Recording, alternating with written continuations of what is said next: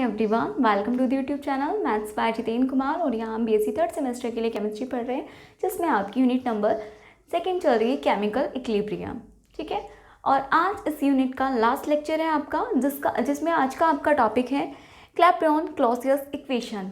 ठीक है, जिसे क्लॉसियस क्लैपेरॉन इक्वेशन भी बोलते हैं, दोनों एक ही बात है। क्लैपेरॉन पहले लिख दो, क्लॉसियस बाद में लिख दो, तो क्लॉसियस क्लैपेरॉन इक्वेशन या क्लैपेरॉन-क्लॉसियस इक्वेशन एक ही बात है। ठीक है, तो ये इक्वेशन क्यों इसकी ज़रूरत पड़ी और किसने दी है इसको, और इसका यूज़ कहाँ देखेंगे, तो वो सब हम डिस्कस करने वाले हैं। तो सबसे पहले तो ये जो इक्वेशन है आपकी क्लॉसियस क्लैपेरॉन इक्वेशन, ये जैसे आपने पढ़ा था आर्हेनियस इक्वेशन। आर्हेनियस इक्वेशन क्या बताती है आपको? Relation between rate constant and temperature. Rate constant और टेम्परेचर का रिलेशन बताती है आपकी आर्हेनियस इक्वेशन। आपको पहले पता भी तो होना चाहिए ना क्या पढ़ रहे हैं। रेट कांस्टेंट एंड टेम्परेचर का रिलेशन कौन बताता है? Arrhenius equation. आपने देखा भी था आर्हेनियस इक्वेशन। उसके और जो आर्हेनियस इक्वेशन आई थी आपकी, तो आपने देखा था ln K2/K1 ये आया था आपका। ठीक है, इज इक्वल्स टू क्या आया था आपका? EA/R 1/T1 माइनस 1/T2 ये था आपका। ठीक है, ऐसे ही ये तो था आर्हेनियस इक्वेशन के लिए। और जो क्लैपेरॉन-क्लॉसियस इक्वेशन में पहले आपको डिफरेंस बता रही हूँ, रफली ये बता रही हूँ, आपको पता होना चाहिए क्या पढ़ना है। ठीक है, इसमें आप पढ़ोगे रिलेशनशिप किसका? इसमें रिलेशनशिप पढ़ोगे प्रेशर एंड टेम्परेचर का। इसमें रिलेशनशिप पढ़ोगे प्रेशर एंड टेम्परेचर का। तो ये प्रेशर टेम्परेचर वाले को क्या बोलोगे? क्लॉसियस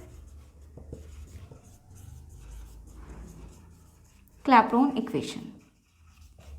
ठीक है, तो क्लॉसियस क्लैपेरॉन इक्वेशन में ये पढ़ते हैं, और इसका जो फॉर्मूला आएगा वो ये आएगा। अब देखो रेट कांस्टेंट और बाकी रेट कांस्टेंट ये रहा, और आपका टेम्परेचर ये रिलेशन आ गया। इसकी जो इक्वेशन आएगी वो इस तरह की आएगी, कुछ सेम इक्वेशन मैं आपको रिलेट करके इसलिए बता रही हूँ ताकि आपको पता रहे। ΔH/R 1/T1 minus 1/T2। ठीक है, ये हैं आपकी दोनों इक्वेशंस। हमने फर्स्ट यूनिट में आर्हेनियस इक्वेशन देखी थी, जिसमें हमने देखा था रेट कांस्टेंट और टेम्परेचर का रिलेशनशिप, और उसका फॉर्मूला ये आया था आपका। ठीक है, ln K2/K1, और हमने ln को हटा के यहाँ से क्या लगाया था? ln की जगह पे 2.303 लगाया था, log 2.303 लगाया था। ठीक है, तो यहाँ पर अब वो जो 2.303 था उसको यहाँ ले आए थे, तो ये log की भी फॉर्म में बना सकते हो, लेकिन अभी मुझे ये नहीं पढ़ाना है, ये मैं पढ़ा चुकी हूँ ऑलरेडी। ये पढ़ाना है। ठीक है, तो अब हमें ये पढ़ना है प्रेशर और टेम्परेचर का रिलेशन कौन देगा?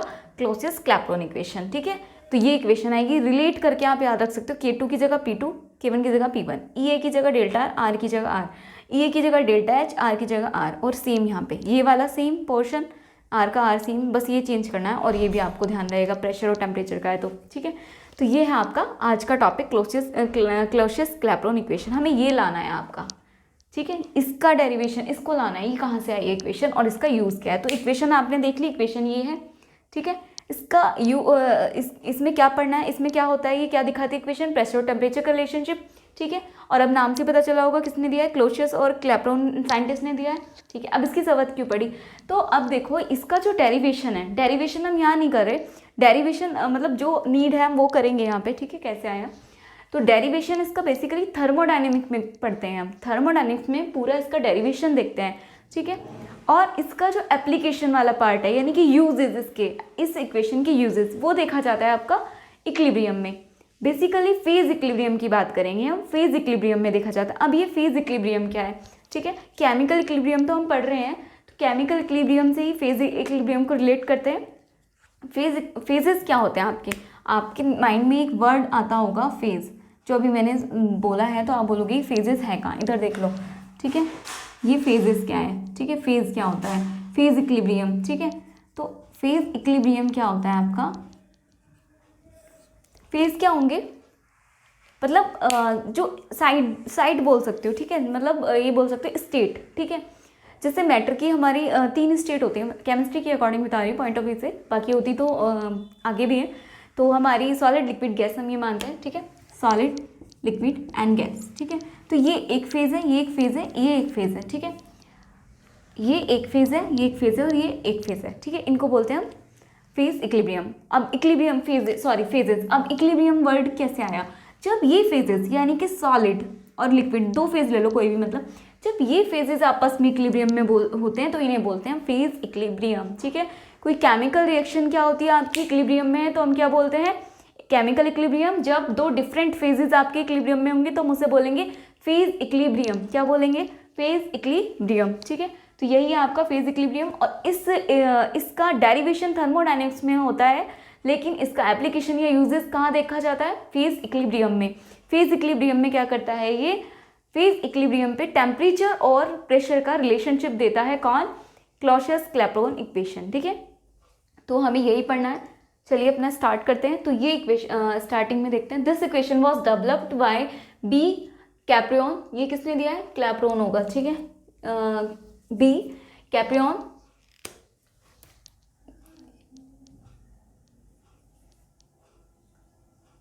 क्लैपेरॉन है, ठीक है, ठीक कर लीजिएगा। This equation was developed by B Clapeyron in 1834। ये जो इक्वेशन थी सबसे पहले किसने दी थी, क्लैपेरॉन ने, इसलिए हम नाम में क्लैपेरॉन पहले लिख देते हैं। ये मैंने आपको सही मैनर में लिखा है, बाकी बोलने में आप कैसे भी बोल सकते हो। बी क्लैपेरॉन ने दी थी 1834 में, और इसको बाद में अपडेटेड किया गया था। मतलब इस वाली जो हम अभी देखने वाले इक्वेशन, इसमें 2 इक्वेशन देखेंगे, एक होगी क्लैपेरॉन इक्वेशन और एक आएगी क्लॉसियस इक्वेशन, ठीक है। तो अब बाद में इसको अपग्रेडेड किया गया है, किसने अपग्रेड किया इसको, आर क्लॉसियस ने इन 1850 में, ठीक है। अब this equation is a differential equation, वही ये डिफरेंशियल इक्वेशन है जो क्या करती है, giving the inter relation of the pressure और टेम्परेचर, जो क्या देती है आपको, प्रेशर और टेम्परेचर का रिलेशन देती है along the phase equilibrium, phase equilibrium पर ऑफ प्योर सब्सटेंस। कोई भी प्योर सब्सटेंस है उसके फेज, उसमें फेज इक्विलिब्रियम पर क्या देगी आपका, टेम्परेचर प्रेशर का रिलेशनशिप देगी क्लॉसियस-क्लैपेरॉन। और ये किसने दी थी, पी क्लैपेरॉन ने दी थी 1835 में, लेकिन इसको अपडेट किसने किया था, आर क्लॉसियस ने इन 1850 में, ठीक है। तो ये थी आपकी बेसिक चीज़ें। अब इसको एक बार नोट डाउन कर लीजिए, अगर करना है तो, याद रखने के लिए, रिलेट करके पढ़ना है तो। फिर हम आगे देखते हैं इक्वेशन में।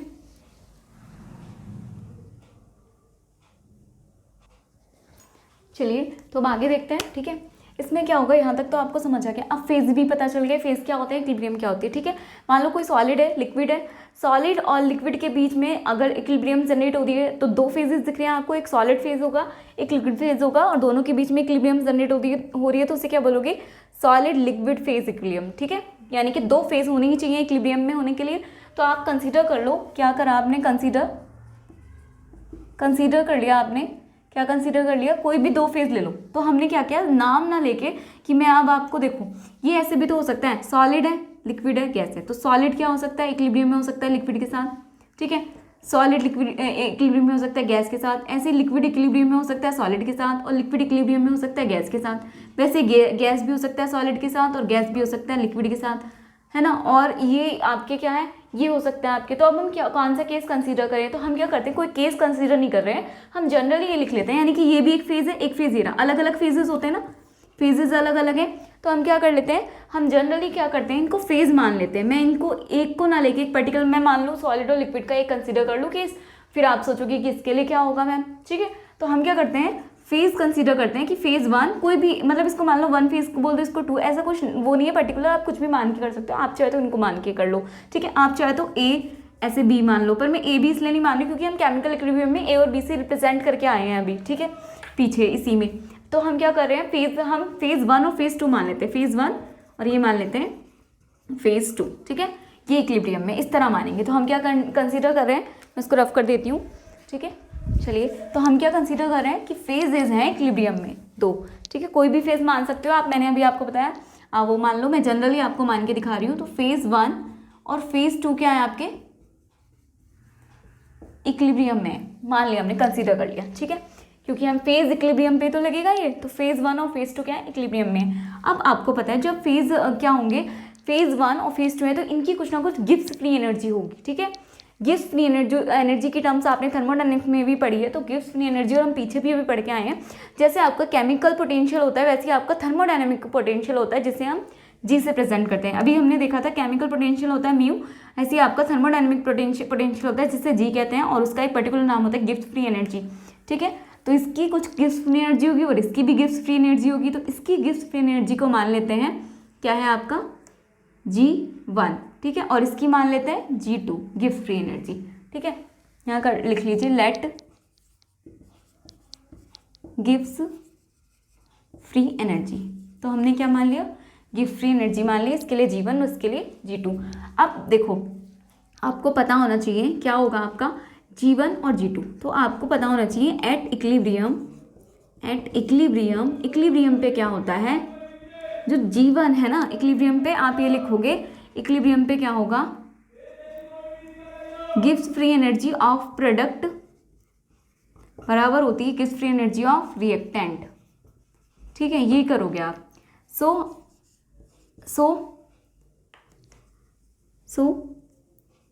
जो आप डेल्टा जी निकालोगे यानी कि चेंज इन, सो यहाँ लिखो चेंज इन गिव्स free energy, so change in गिव्स फ्री एनर्जी यानी कि delta G is equals to किसके हो जाएगा आपका, जी प्रोडक्ट माइनस के जी रिएक्टेंट। ठीक है, और यहाँ पर जी प्रोडक्ट क्या है आपका, अभी इतना ही लिखो। ठीक है, जी प्रोडक्ट ये होता है आपका, और क्या करके लिख सकते हो। अब देखो क्योंकि प्रोडक्ट और जो रिएक्टेंट है, सॉरी ऐसे ही रहना, तो ये मत लिखो, चेंज इन गिव्स फ्री एनर्जी कितना है, डेल्टा जी बराबर प्रोडक्ट और रिएक्टेंट। अब आप देखो यहाँ से डेल्टा जी कितना आ जाएगा, यहाँ से जरा देखो रिएक्टेंट और प्रोडक्ट क्या है, बराबर है, तो आप क्या करोगे, प्रोडक्ट किसके बराबर है, रिएक्टेंट के, तो यहाँ पे एक दोनों ही बराबर हैं, क्योंकि दोनों बराबर हैं तो आप क्या करोगे, एट इक्विलिब्रियम जी प्रोडक्ट बराबर होता है जी रिएक्टेंट के, तो यहाँ पर डेल्टा, और क्योंकि गिव्स फ्री एनर्जी का चेंज निकालना है तो वो कैसे निकलता है, प्रोडक्ट माइनस रिएक्टेंट के, तो डेल्टा जी बराबर किसके हो जाएगा, दोनों इक्वल है ये वाला, तो एक की जगह पे किसी को भी रख दो, यानी कि जी प्रोडक्ट बराबर रिएक्टेंट के। इक्विलिब्रियम पे बात है, सिर्फ ये कंडीशन इक्विलिब्रियम की बात चल रही है, अभी मैं और कंडीशन आपको बता दूंगी इसलिए कंफ्यूजन नहीं होगा ताकि आपको, ठीक है, हम सिर्फ इक्विलिब्रियम पे बात कर रहे हैं। ठीक है, तो यहाँ से अगर आप निकालोगे तो डेल्टा जी बराबर आ गया 0। तो यहाँ से आपको एक बात रखना है, ध्यान रखनी है कि इक्विलिब्रियम पर क्या होगा, एक कंडीशन तो आपको याद रखनी है, इक्विलिब्रियम पे जितनी प्रोडक्ट की गिव्स फ्री एनर्जी होती है उतनी ही रिएक्टेंट की गिव्स फ्री एनर्जी होती है। ठीक है, तो जितनी आपकी प्रोडक्ट की एनर्जी गिव्स फ्री एनर्जी होती है उतनी रिएक्टेंट की होती है। एक तो ये याद रखना है, किस पे, एट इक्विलिब्रियम, ध्यान से रखना है। और चेंज इन गिव्स फ्री एनर्जी क्या होता है इक्विलिब्रियम पे, ये डेल्टा जी बराबर 0, ये होता है इक्विलिब्रियम पे। ये सिर्फ इक्विलिब्रियम की कंडीशन चल रही है, अगर इक्विलिब्रियम नहीं होगा, ठीक है, तो क्या होगा, चलो कोई बात नहीं, डेल्टा जी 0 कब होता है इक्विलिब्रियम पे। और अगर बात करें हम, मैं एक्स्ट्रा बता देती हूँ, वैसे इससे आगे है नहीं, आप साइड नोट करके लिख लो, नोट करके लिख लेना है, इसी में अभी यहीं चल रहा है, इसी में नीचे लिखते जाइए, नोट करके लिखिए, इफ डेल्टा जी बराबर 0, ये क्या है, ये क्या है आपकी इक्विलिब्रियम कंडीशन। ठीक है, इक्विलिब्रियम कंडीशन। ठीक है, इफ डेल्टा जी बराबर क्या है आपका नेगेटिव आए, तो डेल्टा जी नेगेटिव आएगा तो इसका मतलब क्या है, स्पॉन्टेनियस रिएक्शन है। अभी समझा देती हूँ, स्पॉन्टेनियस का मतलब क्या है, स्पॉन्टेनियस रिएक्शन है, स्पॉन्टेनियस रिएक्शन, ये आपको ध्यान रखनी है। और इफ डेल्टा जी क्या आया आपका पॉजिटिव आए, तो इसका मतलब क्या है आपका, पॉजिटिव आए, इसका मतलब है नॉन स्पॉन्टेनियस रिएक्शन है, non spontaneous reaction, non spontaneous reaction. ठीक है, ये आपको ध्यान रखना है। अगर डेल्टा जी 0 है इक्विलिब्रियम कंडीशन है, डेल्टा जी बराबर नेगेटिव आ रहा है तो स्पॉन्टेनियस रिएक्शन है, डेल्टा जी बराबर पॉजिटिव आ रहा है तो नॉन स्पॉन्टेनियस रिएक्शन है। इसका मतलब क्या है कि डेल्टा जी 0 क्या है इक्विलिब्रियम पे, अगर डेल्टा जी नेगेटिव है, नेगेटिव का मतलब क्या है, नेगेटिव कब आएगा, देखो जब आपको पता है डेल्टा जी कैसे निकालोगे, डेल्टा जी बराबर कैसे होगा आपका, जी प्रोडक्ट माइनस जी रिएक्टेंट, यही तो होएगा। ठीक है, अगर जी यहाँ पे देखो नेगेटिव, अब ये कब आएगा, नेगेटिव कब आएगी वैल्यू, जब ये वाली टर्म बड़ी होगी, यानी कि नेगेटिव कब आएगा, डेल्टा जी नेगेटिव कब आएगा, when G reactant greater than होगा किसके, जी प्रोडक्ट के। ठीक है, तभी तो आएगा। ये कब आएगा, व्हेन आपका, बिकॉज डेल्टा जी बराबर किसके होता है, जी प्रोडक्ट माइनस के जी रिएक्टेंट। अब डेल्टा जी बराबर नेगेटिव आ रहा है तो ये कंडीशन कब होगी, नेगेटिव कब आएगा, जब ये वाली टर्म बड़ी होगी, नेगेटिव आई तभी तो नेगेटिव आएगा ओवरऑल। तो जी रिएक्टेंट बड़ा हो गया यानी कि जी प्रोडक्ट से बड़ा हो गया। ठीक है, अब जी रिएक्टेंट बड़ा है, यहाँ से देखो, अगर मैं इसको अभी G1 G2 ना मान के थोड़ी देर के लिए केमिकल इक्विलिब्रियम, इसको इक्विलिब्रियम वाली कंडीशन को तो छोड़ दो, फेज इक्विलिब्रियम यानी कि इक्विलिब्रियम पे तो 0 ही है, हम इक्विलिब्रियम नहीं मान रहे, हम कोई भी ऐसे मान रहे हैं कि रिएक्टेंट से प्रोडक्ट बन रहा है और इसकी गिव्स फ्री एनर्जी है Gr और उसकी है Gp। ठीक है, अगर देखो इसकी गिब्स फ्री एनर्जी ज़्यादा है यानी कि क्या होगा, ये खुद ही कन्वर्ट हो जाएगा प्रोडक्ट में।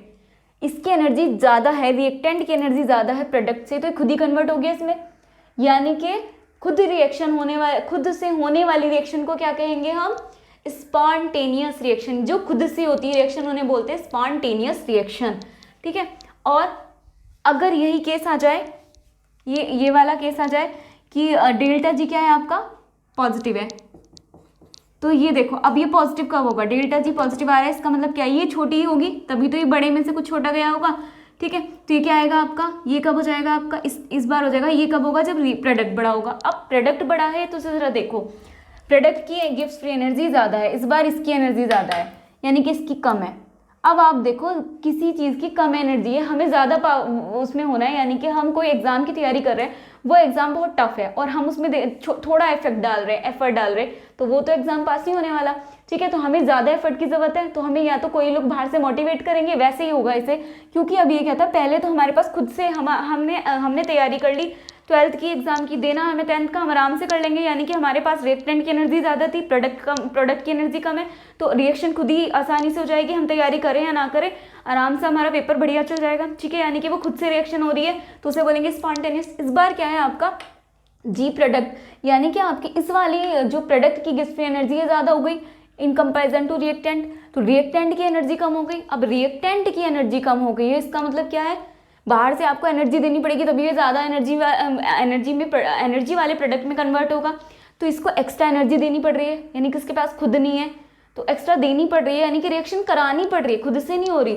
तो करानी पड़ रही है, इसलिए क्या हो गया है, नॉन स्पॉन्टेनियस रिएक्शन। खुद से होने वाली रिएक्शन को स्पॉन्टेनियस, और जो एक्सटर्नल फैक्टर्स की हेल्प से कराई जाए उन्हें बोलते हैं नॉन स्पॉन्टेनियस रिएक्शन। तो इसीलिए ये आपकी टर्म सिंबल आई हैं, ठीक है। इनको नोट डाउन कर लीजिए, पता होना चाहिए। डेल्टा जी जीरो कब होता है, इक्विलिब्रियम पे डेल्टा जी जीरो है ही, तो इक्विलिब्रियम वाली कंडीशन तो छोड़ दो, इक्विलिब्रियम पे G1 G2 दोनों बराबर होते हैं। इक्विलिब्रियम पे क्या होता है, इक्विलिब्रियम पे जीरो क्यों आता है, मैंने आपको बता दिया इक्विलिब्रियम पे जीरो कैसे आता है, क्योंकि इक्विलिब्रियम पे क्या होता है, इक्विलिब्रियम पे G product Gibbs free energy product और रिएक्टेंट की बराबर हो जाती है, इक्विलिब्रियम पे गिब्स फ्री एनर्जी प्रोडक्ट और रिएक्टेंट की क्या हो जाती है, बराबर हो जाती है, तो हमारा क्या हो जाता है, डेल्टा जी जीरो आ जाता है। लेकिन अगर डेल्टा जी नेगेटिव है उसका मतलब क्या है कि नेगेटिव है, उसका मतलब रिएक्टेंट की एनर्जी ज़्यादा रही है, तो रिएक्शन क्या हो गई है, खुद हो गई है, स्पॉन्टेनियस है। और अगर पॉजिटिव आ रहा है डेल्टा जी, तो इसका मतलब क्या है आपका कि प्रोडक्ट की एनर्जी ज़्यादा हो गई है और इस बार हमने बाहर से एक्सटर्नल फैक्टर्स की हेल्प से रिएक्शन कंप्लीट कराई है, तो इसका मतलब है कि वो क्या है आपका नॉन स्पॉन्टेनियस रिएक्शन हो गई है, ठीक है। इसको एक बार नोट डाउन करिए, फिर आगे चलते हैं अपनी इक्वेशन पर, आना है ना क्लॉसेस क्लैपेरॉन से। तो अभी शुरुआत तो हो गई है, हमारा डेल्टा जी आ गया है नेगेटिव। चलिए पहले एक बार समझ लीजिए, फिर उतार लेना, एक बार में नोट डाउन कर लेना। तो यहाँ से क्या हो गया, डेल्टा जी आ गया जीरो, ठीक है। लेकिन अब उसने बात की है कि टेम्परेचर प्रेशर का रिलेशनशिप दिखाना है, तो अब हम क्या करें, इक्विलिब्रियम पे है। अब आपने ली चैटेलियर प्रिंसिपल भी देखा था। ली चैटेलियर प्रिंसिपल क्या कहता है, अगर इक्विलिब्रियम पे हम क्या करते हैं, कोई भी एक्सटर्नल फैक्टर्स में चेंजेस करते हैं, जैसे टेम्परेचर प्रेशर वॉल्यूम, ठीक है, कंसंट्रेशन कैटालिस्ट, कोई भी हम इनर्ट गैसेस कुछ भी में चेंज करते हैं किसी भी टर्म में, चाहे प्रोडक्ट की साइड हो या रिएक्टेंट की साइड हो, मतलब इक्विलिब्रियम के साथ छेड़ाछाड़ी कर रहे हैं, इक्विलिब्रियम को डिस्टर्ब कर रहे हैं, कुल मिला के है इक्विलिब्रियम को डिस्टर्ब कर रहे हैं, तो वो क्या करेगी, इक्विलिब्रियम कहाँ शिफ्ट होगी, जहाँ पे उन इफेक्ट का जो अफेक्ट है वो क्या होगा, मिनिमम होगा, ठीक है। तो उधर क्या होगी, आपकी इक्विलिब्रियम शिफ्ट हो जाएगी, इक्विलिब्रियम किधर शिफ्ट होगी, जहाँ पे उन फैक्टर्स का अफेक्ट कम होगा, मिनिमम होगा, लेस इफेक्ट होगा, ठीक है। तो वही है यहाँ पर। अब देखो हमने क्या किया, ये प्रेशर और यहाँ पे टेम्परेचर चेंजेस किए, ठीक है। हमने क्या किया, इक्विलिब्रियम पे प्रेशर टेम्परेचर का चेंजेस किया, जैसे ही हमने टेम्परेचर प्रेशर में वेरिएशन किया वैसे क्या हुआ, इक्विलिब्रियम डिस्टर्ब हो गई, इक्विलिब्रियम डिस्टर्ब हुई होगी तो अब क्या होगा, अब इसकी Gibbs free energy G1 G2 तो ही नहीं होगी, क्योंकि इक्विलिब्रियम डिस्टर्ब हो गई है। इक्विलिब्रियम डिस्टर्ब होने का मतलब है वो खुद से क्या करेगी, अपनी फॉर्म में आना वापस चाहेगी। तो अब जब डिस्टर्ब हुई है तो उसकी तो सारी चीज़ें चेंज हो गई, यानी कि अभी फिलहाल के लिए तो उसकी गिब्स फ्री एनर्जी भी चेंज हो गई, बाद में कुछ टाइम बाद वो इक्विलिब्रियम फिर से गेन कर लेगी, लेकिन जब तक नहीं गेन करेगी तब तक तो उसकी गिब्स फ्री एनर्जी डिफरेंट हो गई प्रोडक्ट और रिएक्टेंट की। तो अब क्या करें, तो अब हम मान लेते हैं कि मान लीजिए कंसीडर कर लीजिए कि change in Gibbs free energy, ठीक है, during the variation of temperature और प्रेशर, ठीक है। यानी कि टेम्परेचर प्रेशर में वेरिएशन के टाइम पर जो गिफ्ट फ्री एनर्जी में चेंजेस आ रहे हैं वो क्या क्या है। ठीक है, तो चलिए स्टार्ट करते हैं। यहाँ तक हो गया, डेल्टा जी बराबर 0 तो हो गया। अब यहाँ पे हमने क्या किया, पहले यहाँ तक लिखो, चलो यहाँ से नोट डाउन करके इसको फिर मैं रफ करके लिखूंगी, इसमें स्पेस नहीं है ना। चलिए देखते हैं आगे। तो यहाँ तक हो गया था, वो मैंने नोट रफ करके, ये आपकी नई लाइन लिखी है एक। ये अब नेक्स्ट क्या है, जो अभी हमने पढ़ा बस वही है। जब अब इक्विलिब्रियम हमने डिस्टर्ब किया टेम्परेचर प्रेशर में वेरिएशन करके, तो अब क्या होगा, गिफ्ट फ्री एनर्जी भी चेंज हो गई। तो वही लिखा है, the variation in gift free energy with the temperature and pressure. Pressure और टेम्परेचर के साथ गिफ्ट फ्री एनर्जी में जो वेरिएशन हुए वो क्या है, तो मान लेते हैं इस बार वेरिएशन कितना हुआ है, DG1 मान लेते हैं फेज 1 के लिए गिफ्ट फ्री एनर्जी, और DG2 मान लेते हैं फेज 2 के लिए गिफ्ट फ्री एनर्जी। ठीक है, और कुछ टाइम बाद क्या होगा, वेरिएशन तो चाहे कितना भी कर लो, कुछ टाइम बाद इक्विलिब्रियम जनरेट हो ही जाती है फिर से। ठीक है, तो इक्विलिब्रियम फिर से गेन हो गई। सो आप लिख सकते हो, सो एट इक्विलिब्रियम पे फिर से क्या हो जाएगा, इस बार इक्विलिब्रियम पर ये DG1 बराबर हो गया DG2 के फिर से। ठीक है, अब इस बार फिर से बराबर होगी गिफ्ट फ्री एनर्जी दोनों की। अब देखो क्या करेंगे, यहाँ तक करने के बाद अब बहुत इंपॉर्टेंट है, यहाँ से ध्यान से देखना है जल्दी से। चलिए नोट डाउन कर लीजिए इतना, क्योंकि मैं ऊपर ही लिख पाऊंगी। चलिए ठीक है, अब इसके आगे क्या करेंगे, फ्रॉम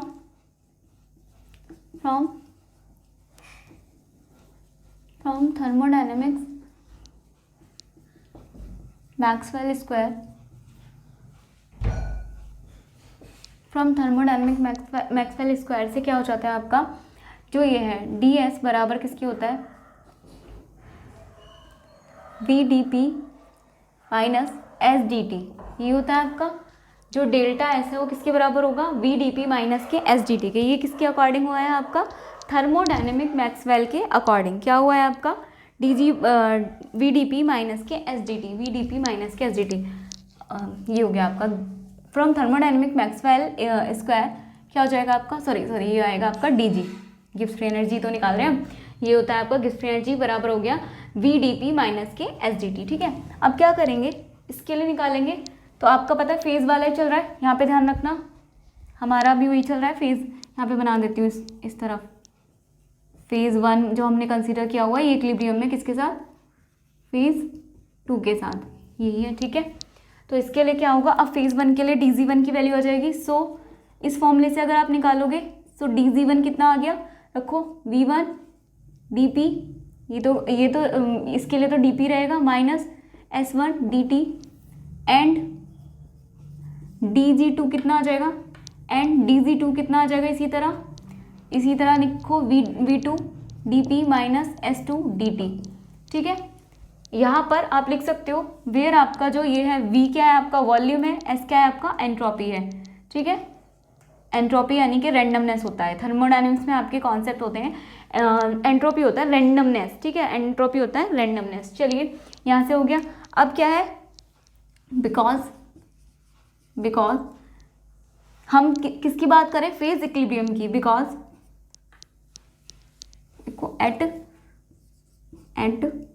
फेज इक्विलिब्रियम की बात कर रहे हैं। तो फेज इक्विलिब्रियम पे क्या है, फेज इक्विलिब्रियम वी नो, हम जानते हैं, क्या जानते हैं, इस वाले इक्वेशन से भी जानते हैं कि DG1 बराबर किसके है, DG2 से है। ठीक है, ये हम कहाँ से जानते हैं, एट फेज इक्विलिब्रियम पे क्या होगा, वी नो दैट ये होता है। ठीक है, वी नो ये होगा, वी नो दैट लिख लेना आप जैसे चाहो वैसे लिख लो। ठीक है, जल्दी में यहाँ पे देखो, अब DG1 कितना हो जाएगा, वैल्यू पुट करो, DP माइनस S1 dt बराबर हो जाएगा, इसकी वैल्यू पुट करो, V2 DP minus S2 dt। ठीक है, ये हो गया। अब यहाँ से क्या करिए, जो V1 वाली टर्म से एक्साइड कर लीजिए, V1 DP माइनस उसको उधर ले आइए, V2 DP is equals to हो जाएगा, ये वाला उधर जाएगा तो इसको S1 dt कर लीजिए माइनस S2 dt कर लीजिए। ठीक है, इस तरह से कर लीजिए। आई थिंक आपको समझ आ गया होगा यहाँ तक तो कोई दिक्कत नहीं थी, यहाँ तक हमने समझ लिया था। उसके बाद हमने वेरिएशन किया टेम्परेचर प्रेशर में, तो क्या होगा, गिफ्ट फ्री एनर्जी में वेरिएशन होगा। तो मान लिया गिफ्ट फ्री एनर्जी चेंज हो गया, क्या हो गई आपकी इस बार DG1 और DG2 हो गई है। ठीक है, हमने DG1 DG2 मान लिया। अब इक्विलिब्रियम पे क्या होता है, अब क्या है, हम कितना भी डिस्टर्ब कर लें इक्विलिब्रियम अपनी पोजीशन में वापस आ जाएगी। तो कुछ टाइम बाद वो अपनी पोजीशन में वापस आ गई, यानी कि इक्विलिब्रियम पे फिर से गिब्स फ्री एनर्जी क्या हो गई आपकी, बराबर हो गई, dg1 बराबर हो गया dg2 के।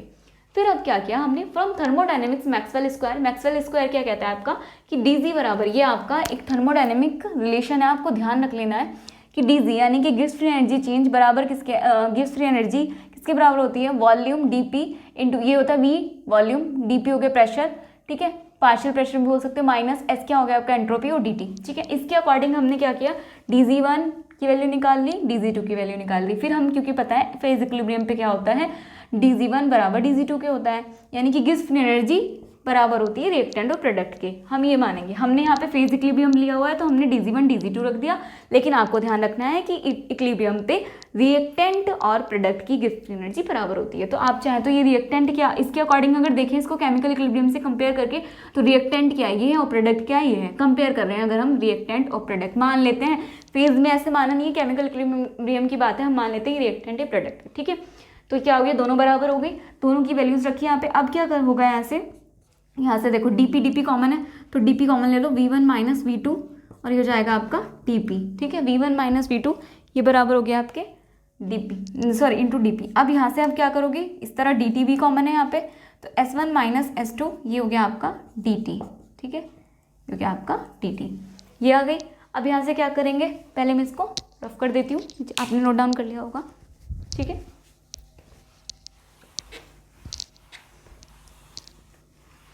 ठीक है, चलिए आगे देखते हैं।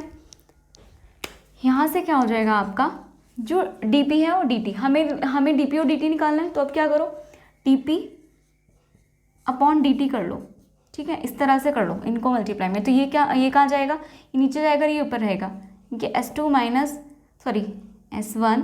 माइनस s2 अपॉन क्या हो जाएगा, v1 माइनस v2। अब एक बात देखना, जब भी हम क्या करते हैं चेंज निकालते हैं, यानी कि s1 माइनस s2, तो हमेशा क्या निकालते हैं, प्रोडक्ट माइनस रिएक्टेंट, ठीक है। फेज के केस में क्या हो जाएगा, second phase minus first phase. तो अब इसको क्या करना है, अगर मुझे इसको डेल्टा एस लिखना है, एंट्रोपी चेंज, ये एंट्रोपी है फेज वन की, ये क्या है S2 एंट्रोपी किसकी है, फेज 2 की। अब मुझे चेंज चाहिए एंट्रोपी चेंज, तो वो क्या होगा, फेज 2 वाले का होगा ना, फेज 2 माइनस, सॉरी ये किसका होगा, एंट्रोपी चेंज, एंट्रोपी 2 वाले की माइनस एंट्रोपी 1 वाले की। ऐसी वॉल्यूम भी, अगर वॉल्यूम चेंज निकालना है मुझे डेल्टा वी, तो आपको पता है V final minus V initial होता है हमेशा, वी फाइनल माइनस इनिशियल मान लो, या रिएक्टेंट प्रोडक्ट माइनस रिएक्टेंट मान लो, कुछ भी मान लो, ठीक है, आपको पता है। तो अब क्या हो जाएगा, यहाँ से अगर आप करोगे तो इसको क्या कर लो, उल्टा कर लो, नेगेटिव साइन कॉमन लेके कट कर दो, ठीक है। तो डी बाई डी हो जाएगा is equals to minus S1 minus S2 हो गया, सॉरी चेंज भी किया और नहीं भी, ठीक है। यहाँ से क्या हो जाएगा, dp बाई dt, ठीक है, dp बाई dt किसके बराबर हो जाएगा, अब यहाँ से जरा निकालो, S2 minus S1 upon V2 minus V1, और माइनस ऊपर और माइनस नीचे कैंसिल हो गए, ठीक है। दोनों हमने क्या लिया, दोनों में माइनस कॉमन लेके इसको चेंज कर दिया, क्योंकि अब हमें इसे चेंज में कन्वर्ट करना है, ठीक है। यहाँ तक में कोई दिक्कत नहीं है, आगे देख लेते हैं उधर, ठीक है। चलिए आगे देखते हैं।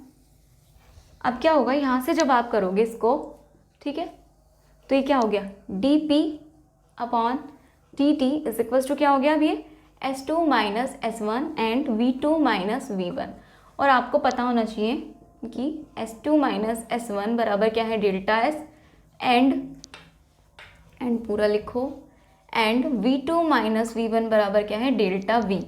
सो अब क्या हो जाएगा आपका, dp बाई dt बराबर किसकी हो जाएगा,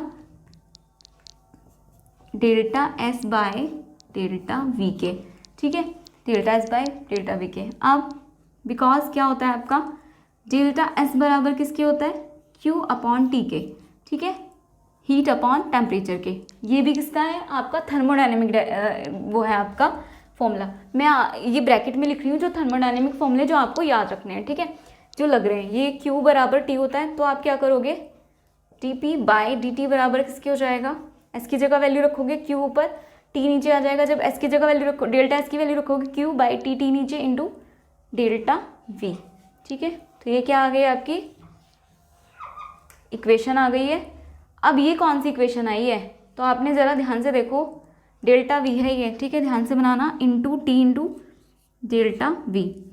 अब ये इक्वेशन है ये कौन सी, जो सबसे पहले कौन लाया था, क्लैप्रियन लाया था, जो कौन लाया था, क्लैप्रियन। सो आप लिख सकते हो this is the Clapeyron equation, this is the